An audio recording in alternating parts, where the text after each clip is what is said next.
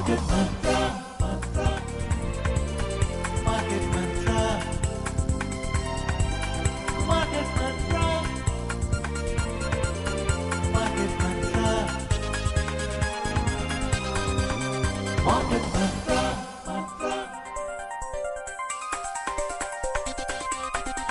Market Mantra. Good evening, listeners, and welcome to yet another edition of Market Mantra, the program in which we give you a complete update on the economic news of the day.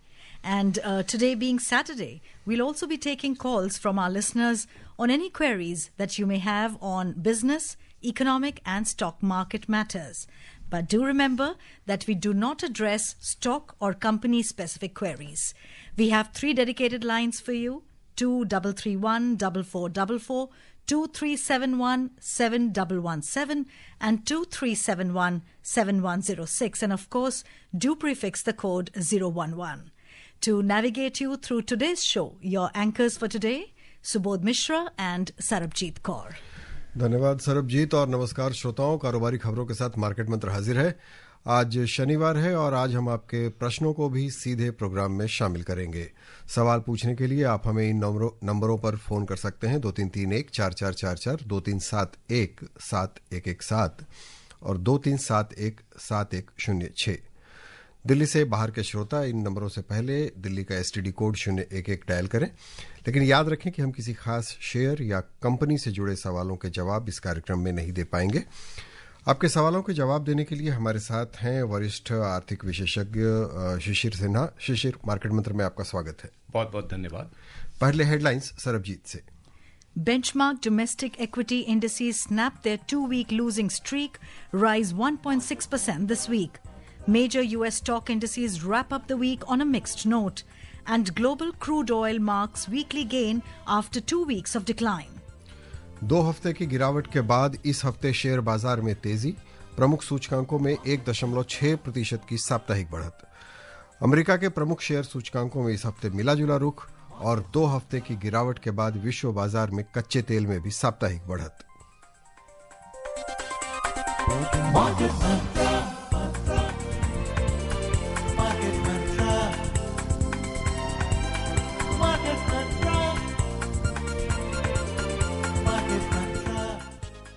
And before we move on in the show, may we remind our listeners, the views and opinions expressed by the experts in this program are their own and not of Akashvani. Akashvani advises its listeners to do their own research or consult a registered professional before taking any investment decision. We further advise all listeners to exercise due diligence and rely on their own judgment for taking any financial decision. तो सरबजीत, शुरू करते हैं खबरों का सिलसिला। देखें कि इस हफ्ते सेंसेक्स का क्या हाल रहा। इस हफ्ते शेयर बाजार के प्रमुख सूचकांकों सेंसेक्स और निफ्टी ने 2 सप्ताह की गिरावट का सिलसिला तोड़ दिया। अगर इसके कारणों पर गौर करें तो यही समझ में आता है कि अमेरिकी बाजार ने शटडाउन के मसले को सुलझा लिया। देश में आर्थिक संकेत अच्छे दिख रहे हैं, कंपनियों की दूसरी तिमाही के नतीजे उम्मीद से बेहतर हैं और मुद्रास्फीति में कमी आई है। इन सबसे बाजार में उत्साह रहा। इस सप्ताह सभी 5 कारोबारी सत्रों में बढ़त दिखाई दी। सेंसेक्स 1347 अंक यानी 1.6% बढ़कर 84,563 पर बंद हुआ। निफ्टी इस हफ्ते 418 अंक बढ़कर 25,910 पर रहा। मिड कैप इंडेक्स में 0.9% और स्मॉल कैप इंडेक्स में 0.1% की बढ़त रही। विदेशी मुद्रा बाजार में भारतीय रुपया सप्ताह के दौरान 8 पैसे कमजोर होकर डॉलर के मुकाबले 88 रुपये 74 पैसे पर बंद हुआ। And Subodh, while you were updating us about the Sensex, I see my first caller from Mumbai. Sachin ji, आपका स्वागत है। अपना सवाल पूछिए। हाय, मैं सवाल पूछना चाहता हूँ। I am an OCI card holder with citizenship passport of USA. Tax residency is Indian. अब मेरा यूएस में पहले का कुछ एसेट्स है, मेनली म्यूचुअल फंड्स वगैरह और कुछ बैंक डिपॉजिट्स है।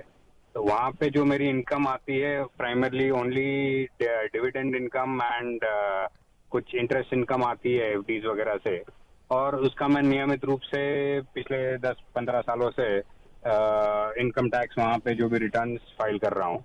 और जो इंडिया में जो इनकम है उसकी मैं इंडिया में since tax residency is Indian, मैं यहाँ पे उसका इनकम टैक्स बाकायदा इतने सालों से भर रहा हूँ। अब जो वहाँ पे मैंने यहाँ की इनकम का डिक्लेरेशन वगैरह कुछ दिया नहीं है। बैंक अकाउंट डिटेल्स वगैरह वहाँ पे मैं रिटर्न में फाइल करता हूँ, बट अपार्ट फ्रॉम दैट दूसरी कोई इनकम वगैरह मैं डिक्लेयर वहाँ पे दिया नहीं है, क्योंकि मेरे ख्याल से दोनों देशों में डबल टैक्सेशन अवॉइडेंस ट्रीटी है। इसके अलावा मुझे और कुछ करना चाहिए या मैं क्या कुछ गलत कर रहा हूँ, कोई मिस्टेक कर रहा हूँ? और अगर मैं फ्यूचर में वहाँ पे जो एसेट्स है उसे बेचकर यहाँ अगर कुछ भी रिपैट्रिएट करना चाहूँ तो मैं कैसे दिखा सकता हूँ उसको? What do I have to show that where is this money coming from? दो आपके जो प्रश्न हैं, सबसे पहली बात कि जो आपने वहाँ पर निवेश किया है या वहाँ पर जो भी आपकी आय है वो अमेरिकी कानून के हिसाब से आप उसका बाकायदा रिटर्न दाखिल कर रहे हैं, और जो भारत में आपकी कमाई है वो भारतीय रिटर्न के हिसाब से कर रहे हैं। अब आपका प्रश्न ये है कि क्या मुझे यहाँ की आमदनी वहाँ दिखानी चाहिए या वहाँ की आमदनी यहाँ दिखानी चाहिए? चूंकि आपका टैक्स रेसिडेंसी भारत का है, तो जो कुछ भी अमेरिका में आपके असेट है उसकी जानकारी यहाँ पर दीजिए। जब आप इनकम टैक्स रिटर्न फाइल करते हैं, जो भी फॉर्म आप कर रहे हैं, ITR 3 ITR 4 कर रहे हैं, उसमें इसकी जानकारी दे दीजिए। चूंकि आपने रिटर्न वहां पर जमा किया है और टैक्स दे रखा है और डबल टैक्सेशन अवॉइडेंस एग्रीमेंट है, तो आपको अलग से कोई टैक्स नहीं देना होगा। लेकिन अगर सरकार को ऐसा पता चला कि आपकी विदेश में परिसंपत्ति है और उसका स्रोत आपने यहाँ पर जिक्र नहीं किया है, तो आगे दिक्कत हो सकती है।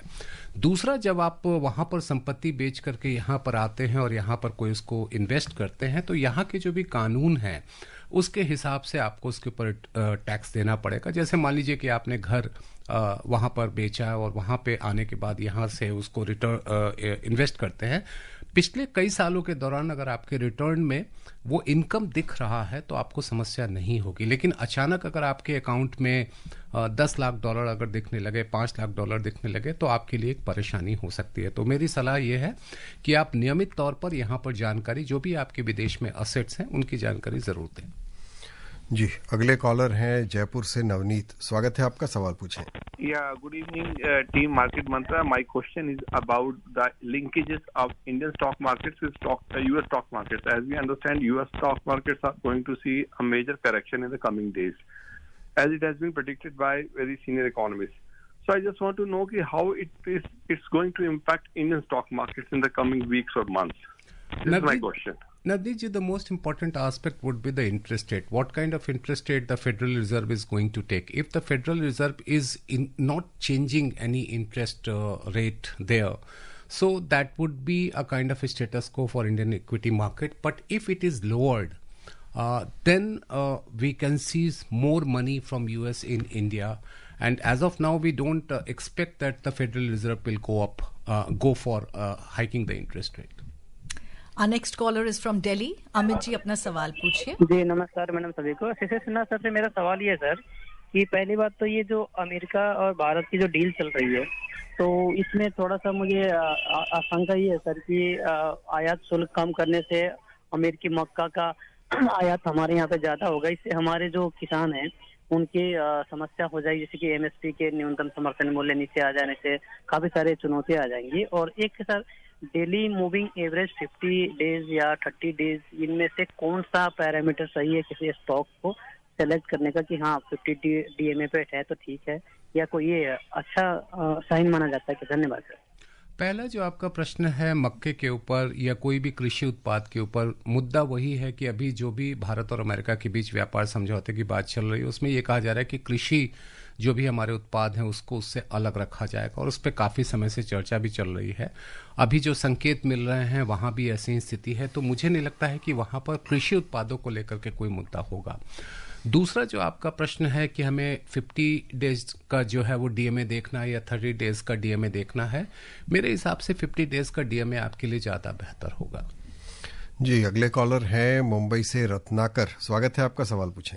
Hello, good evening sir. मेरा सवाल है कि अभी मार्केट में मेरा जो इन्वेस्टमेंट है 25-30 स्क्रिप्ट्स है मेरा, तो उसमें इन्वेस्टेड वैल्यू से करंट वैल्यू ज्यादा आ रही है, यानी आई एम इन प्रॉफिट। तो ऐसी हालत में जो प्रॉफिट वाले शेयर बुक करना उचित रहेगा क्या? ये एक सवाल है। और दूसरा सवाल है कि अभी आने वाले समय में IT सेक्टर और डिफेंस सेक्टर कैसे रहेंगे, उसमें इन्वेस्टमेंट करना ठीक रहेगा। Thank you. पहला जो प्रश्न है प्रॉफिट बुकिंग का, तो मेरी हमेशा से सलाह रही है कि किस्तों में मुनाफा बुक करने से मत हिचकिए। कोशिश ये करिए कि जो आपको मूल के ऊपर जो कुछ भी आपको आ रहा है उसको किस्तों में करिए, और उसको आप जो है वो जिसको कहते हैं ना कि रोटेट करते रहिए। आज आपने इस शेयर में रखा है, कल के दूसरे शेयर में रखिए। और इस समय बहुत सारे आईपीओज ऐसे भी हैं जो काफ़ी अच्छे आईपीओज हैं। कई कंपनीज के आईपीओ में काफ़ी अच्छा उनकी हम फंडामेंटल को देखें तो वहां से आप पैसा निकाल करके आईपीओ में लगा सकते हैं। तो अगर आपको पैसे की ज़रूरत नहीं है तो पैसे को रोटेट करते रहें। अगर आप जितना रोटेट करेंगे तो उससे आपके लिए फ़ायदा कमाने के ज़्यादा मौके होंगे। यानी कि जो आपका फ़ायदा है उसको री इन्वेस्ट कर दीजिए, मैं सरल सीधे भाषा में कहूँ तो। दूसरा आपका प्रश्न था कि आईटी सेक्टर और डिफेंस सेक्टर में, डिफेंस सेक्टर में संभावनाएं काफ़ी बेहतर नज़र आ रही है, क्योंकि वहाँ पर पिछले दिनों जिस तरीके से सरकार ने घरेलू स्तर पर जो ऑर्डर प्लेस किए हैं वो काफ़ी अच्छे संकेत हैं डिफेंस सेक्टर की कंपनियों के लिए। और जहां तक आईटी सेक्टर का सवाल है, वहां पर थोड़ा सा मामला जो है अभी जिसे कहते हैं ना कि हाँ और ना के बीच में अटका पड़ा है। ऐसा अचानक लगा था कि अमेरिका के साथ जैसे जैसे स्थिति बेहतर होगी वहां पर आईटी सेक्टर्स में काफ़ी अच्छी सुधार देखने को मिलेगा, लेकिन हमारे लिए अभी चिंता यूरोप को लेकर के है। तो मेरा मानना है कि अगर आप आईटी के बजाय डिफेंस के ऊपर और इसके अलावा अगर आप एफएमसीजी के ऊपर ध्यान दें तो वो ज़्यादा बेहतर होगा। Our next caller is from Delhi. Yogesh ji, अपना सवाल पूछिए। जी हाँ जी, नमस्कार आप सभी को। मेरा सवाल ये है कि जैसे वेस्टर्न कंट्रीज में, अमेरिका में 401 के एक प्रोग्राम होता है रिटायरमेंट के लिए होता है, इसका ऑल्टरनेटिव इंडिया में क्या एनपीएस उसी डायरेक्शन में ग्रो कर रहा है कि उसके ऑल्टरनेटिव बनता जा रहा है? दूसरा सवाल ये है कि एनपीएस के आने के बाद से ईपीएफ की जो रिक्वायरमेंट है वो ना के बराबर हो गई है, तो उसकी वजह क्या कोई ऐसा ऑप्शन है कि हम ईपीएफ से उसमें रोल इन ना करके वो पैसे को एनपीएस में रखें? देखिए, एनपीएस और ईपीएफ दो अलग अलग चीजों को आपको दो अलग अलग तरीके से देखना चाहिए। एनपीएस आप देखिए नेशनल पेंशन सिस्टम, जो कि ज्यादा उसकी चर्चा होती है सरकारी कर्मचारियों में, क्योंकि 1 जनवरी 2004 से जो भी आए हैं उनके लिए ओपीएस के बजाय एनपीएस लाया गया। और अब ओपीएस जो है, अब जो एनपीएस है वो उसके साथ साथ एक यूपीएस की भी स्कीम है, यूनिवर्सल, जिसको हम लोग पेंशन स्कीम कहते हैं, और वहां पर 50% कम से कम पेंशन देने की बात कही गई है। तो आप अगर एनपीएस को देखेंगे तो वो एक खास मकसद से सरकारी कर्मचारियों के लिए लाई गई थी, और उसका मकसद ये था कि सरकार के ऊपर पेंशन का जो बोझ है वो कम हो सके। और क्योंकि पहले की जो पुरानी पेंशन व्यवस्था थी वो एक डिफाइंड पेंशन स्कीम थी, यानी कि आपको एक निश्चित पेंशन मिलनी ही मिलनी है, जबकि इसमें हो गया कि डिफाइंड कंट्रीब्यूशन स्कीम हो गया जो एनपीएस है। और बाद में 2008 में एनपीएस को जो है वो आम लोगों के लिए भी खोला गया, यानी कि प्राइवेट सेक्टर के लोग भी जो दूसरे क्षेत्रों में काम करते हैं वो भी एनपीएस में आ सकते हैं, लेकिन वहां पर एम्प्लॉयर की कोई जिम्मेदारी नहीं बनेगी, जैसे कि सरकारी कर्मचारियों के लिए एनपीएस में, या फिर अगर आज की तारीख में कहें तो यूपीएस में होता है। जहां तक सवाल ईपीएफ का है, देखिए ईपीएफ जो है वो आपका उन इंडस्ट्रियल यूनिट्स के लिए है जहां पर 20 या 20 से ज्यादा कर्मचारी होते हैं, और उनके लिए 12% वहां पर जमा कराना अनिवार्य होता है। तो उसका मकसद निजी क्षेत्र में एक सामाजिक सुरक्षा देनी है, और अगर आप उसको दुनिया के दूसरे देशों से तुलना करें एनपीएस की, तो वो शायद थोड़ा सा उचित नहीं होगा, क्योंकि यहां पर जो एनपीएस है वहां पर एक तबके को एक एश्योर्ड की बात की जा सकती है जो यूपीएस के थ्रू है, लेकिन जो सामान्य लोग एनपीएस में जा रहे हैं उनके लिए बाजार की व्यवस्था है, वहां पर उनके लिए कोई एश्योरिटी नहीं है। रहा सवाल ईपीएफ में, ईपीएफ में आपका रिटर्न जो है वो एश्योर्ड होता है और वो गवर्नमेंट गारंटीड होती है। तो आप अगर सोचते हैं कि मैं एनपीएस से निकाल करके ईपीएफ में डाल दूं, तो इसका मतलब है कि या तो आप निश्चित तौर पे किसी एक संगठन में काम कर रहे हैं, तो मेरी सलाह ये रहेगी कि अगर आप एनपीएस में जाना चाहते हैं तो वह टियर 2 अकाउंट खोलिए, टियर 1 भी खोलिए और टियर 2 भी खोलिए। टियर 1 में आपको इनकम टैक्स के ओल्ड टैक्स रिजीम में 50,000 रुपए का बेनिफिट मिलेगा, और ईपीएफ में अगर सेक्शन 80C के तहत देखें तो ओल्ड टैक्स रिजीम में भी आपको बेनिफिट मिल सकता है। तो आप दोनों में अगर डिस्ट्रीब्यूट करके रखें तो आपके लिए फायदेमंद है। जी, अगले कॉलर है दिल्ली से केशव, स्वागत है आपका, सवाल पूछें। हाँ जी, नमस्कार जी। नमस्कार सर, मुझे ये समझना है यूलिप क्या होता है? यूलिप कहते हैं कि प्राइवेट ब्रांच में जाते हैं तो वो हमें कोई ऐसी स्कीम बताते हैं कि इसमें पेंशन भी है और इसमें आपकी इंश्योरेंस भी है। तो दूसरा ये है कि जो जीएसटी के बारे में काफी कंफ्यूजन हो रहा है मार्केट में, कि रेट का कुछ पता नहीं चल पा रहा कि ये मार्केट में किस किस चीजों में उन्होंने रेट कम करें। मार्केट के जो डीलर हैं वो पुराने ही रेट पे माल अपना भी बेच रहे हैं, तो इसके लिए कहाँ जानकारी दी जा सकती है? अगर मैं गलत नहीं हूं तो इन्होंने पिछली बार जब हम कार्यक्रम में आए थे तो उन्होंने एक बड़ा अच्छा सवाल किया था, पिंक गोल्ड। इनके दो सवालों के जवाब देने के पहले मैं एक छोटा सा उसके ऊपर टिप्पणी करना चाहता हूं कि इन्होंने पूछा था कि पिंक गोल्ड, व्हाइट गोल्ड, ये सब क्या होता है। तो देखिए, उस दिन जो मैंने आपको जवाब दिया था कि गोल्ड हमको सोचना है, वो मेरा निवेश से संबंधित था। आप अगर गहने की बात करते तो गहने में पिंक गोल्ड भी आता है, वाइट गोल्ड भी आता है, जो दरअसल वो मिक्सचर होता है। तो वो आपका निवेश नहीं है, वो आपका एक गहना है जिसको आप एक खास मकसद से खरीदते हैं और उसकी कीमत जो है कम हो जाती है, क्योंकि उसमें सोने और दूसरे धातुओं की मात्रा के आधार पर कीमत तय होती है। आज जो आपका दो प्रश्न है यूलिप का फुल फॉर्म जो है यूनिट लिंक्ड इंश्योरेंस प्रोडक्ट है, और ये एक तरीके का म्यूचुअल फंड है, इंश्योरेंस फंड भी कहा जाता है इसको। और इसकी सबसे बड़ी दिक्कत यह है कि इसका रेट जो इसमें आपका कटता है वो काफ़ी ज़्यादा होता है। तो एक सामान्य निवेशक के लिए, एक सामान्य व्यक्ति के लिए यूलिप जो है वो जाना बेहतर नहीं है। और पहली बात याद रखिए कि कोई भी बैंक आपको ज़बरदस्ती यूलिप नहीं बेच सकता है। जैसे कहते हैं ना कि बीमा आग्रह का विषय वस्तु है, तो वो आग्रह हो सकता है, वो आपका फैसला है। तो ज़्यादा रेट पे ना जाएं कि आपको इतना रिटर्न मिल रहा है, ये भी सोचिए कि आपका कितना पैसा उसमें कट रहा है। दूसरा जो आपका प्रश्न था जीएसटी के ऊपर कि जीएसटी में किस सामान की दरें कितनी कम हुई है, मुझे लगता है कि इसको लेकर के बहुत सारे जगहों पर बहुत इंफॉर्मेशंस, बहुत सूचनाएं दी गई हैं कि किस सामान पर कितनी दर है और पहले कितनी दर थी। और ये भी ध्यान रखिए कि जो मैं कई मौक़ों पर मैंने कहा है कि अगर 28% से घट करके वो 18% हो गए तो इसका मतलब नहीं कि दाम सीधे 10% घट जाएंगे। उसके पीछे बहुत सारे गणित होते हैं जिसको हमें ध्यान में रखना है। तो एक आम ग्राहक के लिए ज़रूरी क्या होता है कि क्या दाम घटे या ना घटे।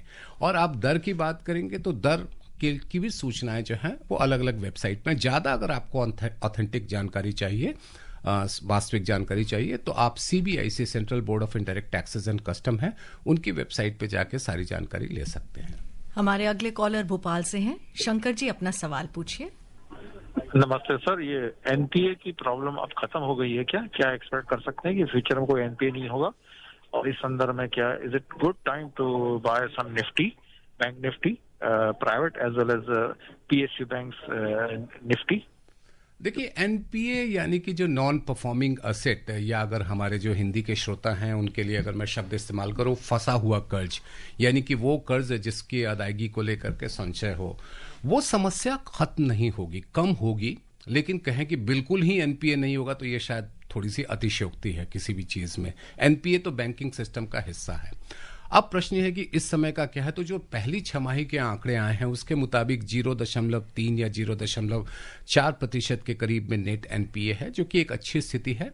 और यही वजह है कि बैंकिंग, जिन निफ्टी की आपने बात की, बैंक निफ्टी की बात की, चाहे वो PSUs हो या प्राइवेट सेक्टर के हो, मुझे लगता है कि इंडिविजुअल स्टॉक में भी निवेश करने का जो है वो एक अच्छा समय है, क्योंकि क्रेडिट ग्रोथ हम लोग उम्मीद कर रहे हैं कि दूसरी छमाही में थोड़ी बढ़ सकती है, और खासतौर पे जैसे से कंजम्पशन पिकअप करता है।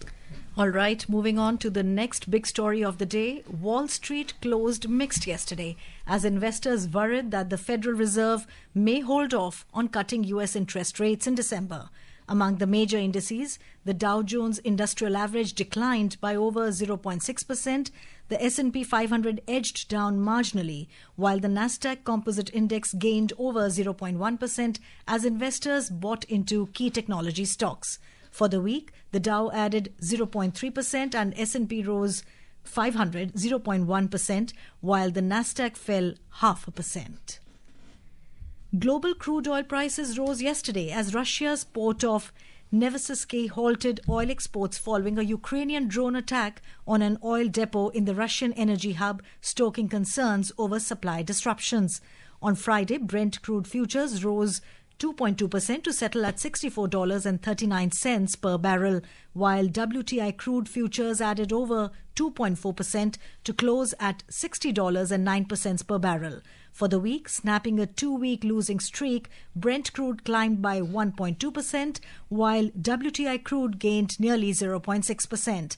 According to the OPEC monthly oil market report released earlier this week, the organization has made no changes to its global oil demand growth forecasts for 2025 and 2026.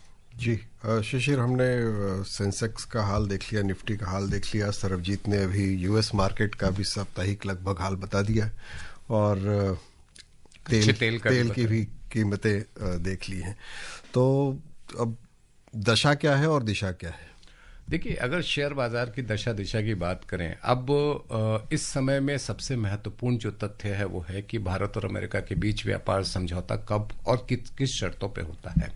दूसरा एक नज़र ये भी है कि अगले महीने जो मौद्रिक नीति समिति की बैठक होने वाली है उसमें ब्याज दरें क्या घटेंगी, क्योंकि पिछले 2 मौकों पर ब्याज दरों को यथावत बनाए रखा गया है। और तीसरा जो महत्वपूर्ण तथ्य होगा कि फेडरल रिजर्व क्या ब्याज दरें घटाता है या नहीं। अगर आप हमारे पहले श्रोता थे जिन्होंने इस सवाल को, पहले दूसरे श्रोता जो इन्होंने सवाल को पूछा भी था, तो ये 3 तथ्य जो हैं वो अगले 1 महीने 2 महीने की जो शेयर बाजार की दशा दिशा है वो तय करेंगे।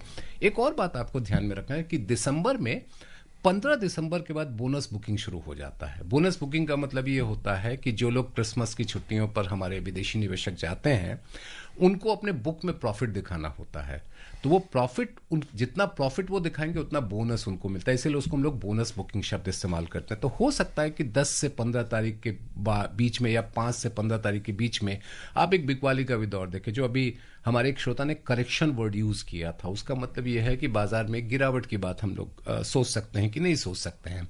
तो अमेरिका में भी बोनस बुकिंग की बात होगी और भारत में भी बोनस बुकिंग की बात होगी। एक अच्छी बात हमारे यहाँ ये हुई है कि हमारे यहाँ जो घरेलू संस्थागत निवेशक हैं वो काफी आक्रामक होकर के पैसा लगा रहे हैं, और खासतौर पर म्यूचुअल फंड जो है, क्योंकि म्यूचुअल फंड में प्रवाह जो है वो काफी अच्छा है। एसआईपी के आंकड़े बहुत अच्छे हैं। बिल्कुल। और अभी अगर कल मैं सेबी चेयरमैन के आंकड़ों पे जाऊं तो उन्होंने कहा था कि लगभग 80 ट्रिलियन यानी कि 80 लाख करोड़ रुपए तक जो है 8 ट्रिलियन थे, 80 ट्रिलियन था, मैं एग्जैक्ट वो नंबर मेरे दिमाग से भी उतर रहा है। लेकिन यदि वो उतने आंकड़े अगर म्यूचुअल फंड में हमें दिखाई दे रहे हैं और वो पैसा शेयर बाजार में आ रहा है, तो अगर मैं बहुत ही जो अपनी बात का मैं अगर निचोड़ निकालूं तो ये है कि आगे कुछ दिनों में हमें थोड़ी बिकवाली जरूर देखने को मिलेगी और वो बोनस बुकिंग होगी। लेकिन अभी बाजार की स्थिति अगले 10 दिनों में वो 3 तथ्य जो हैं 3 तथ्यों की मैंने चर्चा की उसके ऊपर निर्भर करेगा। जी, आपने सेबी के अध्यक्ष की बात की है तो वो खबर बता दें। भारतीय प्रतिभूति और विनिमय बोर्ड यानी सेबी के अध्यक्ष तुहिनकांत पांडे ने देश के पूंजी बाजारों में भारतीय निवेशकों के बढ़ते भरोसे पर प्रकाश डाला।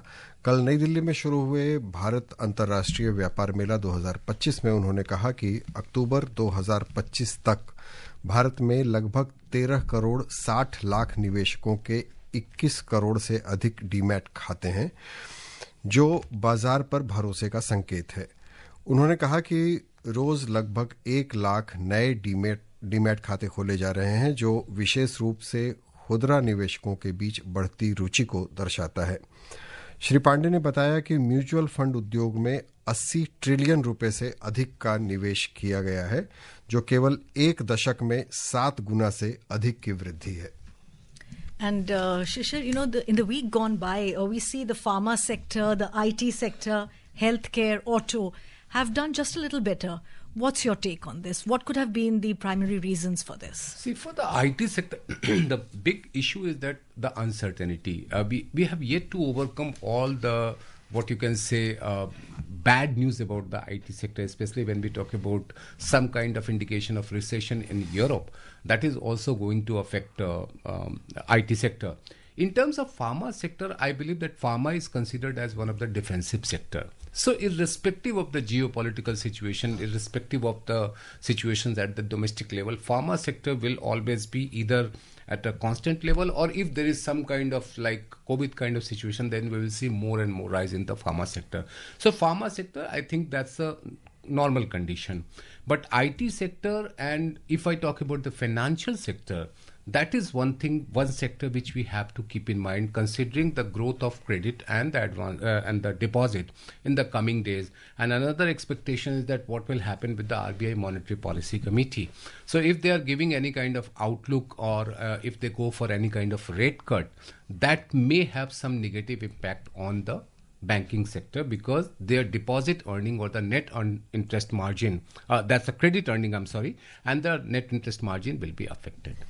जी, अगली खबर अमेरिका से है। विदेश मंत्री एस जयशंकर ने अमेरिका में भारतीय महावाणिज्य दूतों के एक सम्मेलन की अध्यक्षता की। इसमें देश भर के मिशनों के वरिष्ठ भारतीय राजनयिकों को भारत अमेरिका द्विपक्षीय सहयोग और प्रवासी भारतीयों के साथ जुड़ाव की समीक्षा के लिए आमंत्रित किया गया। कल न्यूयॉर्क में आयोजित इस बैठक में वाशिंगटन डीसी स्थित भारतीय दूतावास और New York, San Francisco, Chicago, Atlanta और भी कई जगहों के वाणिज्य दूतावासों के वरिष्ठ राजनयिक शामिल हुए। डॉक्टर जयशंकर ने भारत अमेरिका साझेदारी को मजबूत करने के लिए भारतीय दूतावास और वाणिज्य दूतावासों की प्रतिबद्धता और प्रयासों की सराहना की। इस बैठक में अमेरिका में भारतीय राजदूत विनय क्वात्रा भी शामिल हुए। And Shishir, we just saw that the major US stock indices wrapped up the week on a mixed note.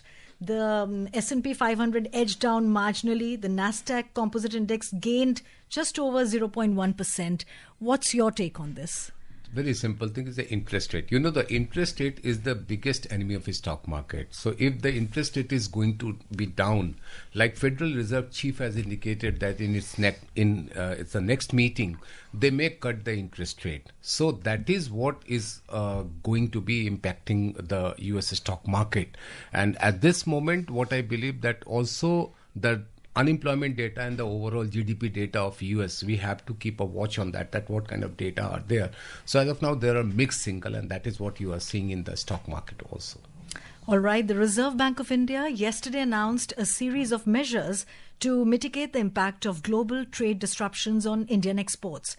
Under the Foreign Exchange Management Act, FEMA regulations, the RBI has extended the period allowed for the realization and repatriation of the full value of goods, software and services exported from India.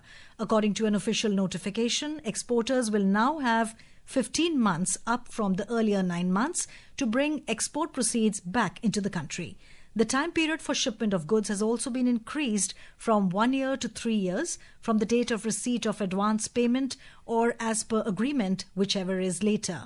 To ease the burden of debt repayments on specific impacted sectors, a moratorium has been provided on the payment of all term loans and recovery of interest on working capital loans falling due between 1st September and 31st December this year.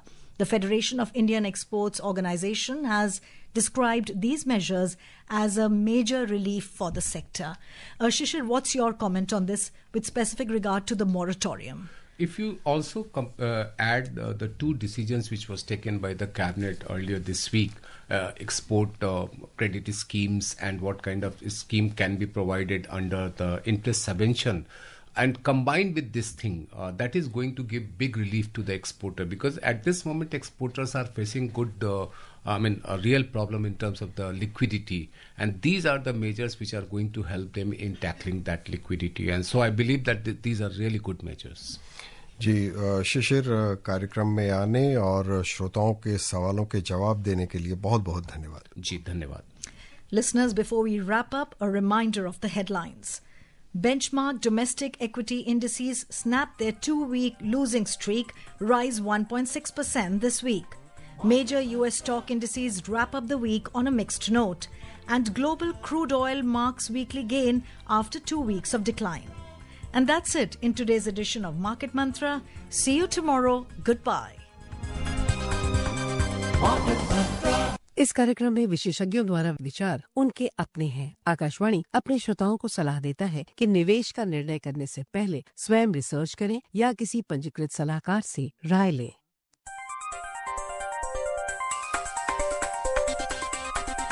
Market Mantra.